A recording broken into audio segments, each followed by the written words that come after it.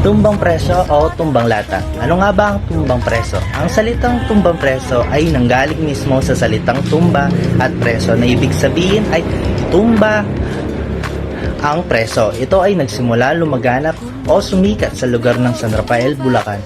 Ang tumbang preso ay isang lamang sa mga larong lahi o larong Pinoy na mayroon tayo sa ating bansa. Ito ay madalas nilalaro ng mga bata sa kanilang bakuran o kung saang lugar na may malawak na espasyo. Ito ang mga materyales na kailangan gamitin sa larong tumbang preso. Una ay ang chalk o stick na gagamitin bilang pangguhit at paggawa ng base. Ang pangalawa ay lata. Ito ang magsisilbing titirahin ng mga manlalaro.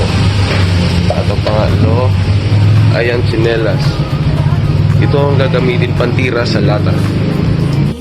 Paano nga ba simulan ang larong tumbang preso?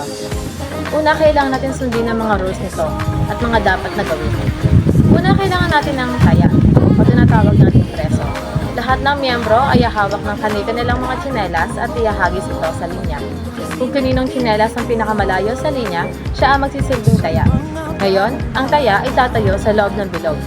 Kailangan niyang bantayan ang kanyang lata na hindi mapatumba ng mga ibang miyembro. Kapag ang lata ay natumba, kailangan niya agad itong maitayo at bantayan ang mga miyembro bago sila makabalik, hawak ang kanilang mga tsinelas sa kanilang base. Ngayon, ang kailangan gawin naman ng mga miyembro, kailangan nilang magtulong-tulong para mapatumba ang lata. Kapag ang lata ay natumba at hinabol ito ng taya, ayun na ang pagkakataon ng mga miyembro na bumalik sa kanilang base, dala-dala ang kanilang tsinelas. Kailangan ng mga miyembro na iwasan nilang mahawakan sila ng taya. Dahil kapag sila ang nahawakan, sila ang papalit na taya na tatayo sa bilog para bantayan ang lata. Halina, panoorin natin ang aking mga kagrupo para mas lalo nating maintindihan ang paglalaro ng tumbang preso. Kumuhit ng bilog sa lupa, kumuha ng lata at ilagay ang lata sa gitna. Mula sa bilog at latamang ng aning na pagkada, gumuhit ng linya. Ngunit teka muna, kailangang may taya. Kunin ang tsinelas at ihagis sa linya ang pinakamalayo.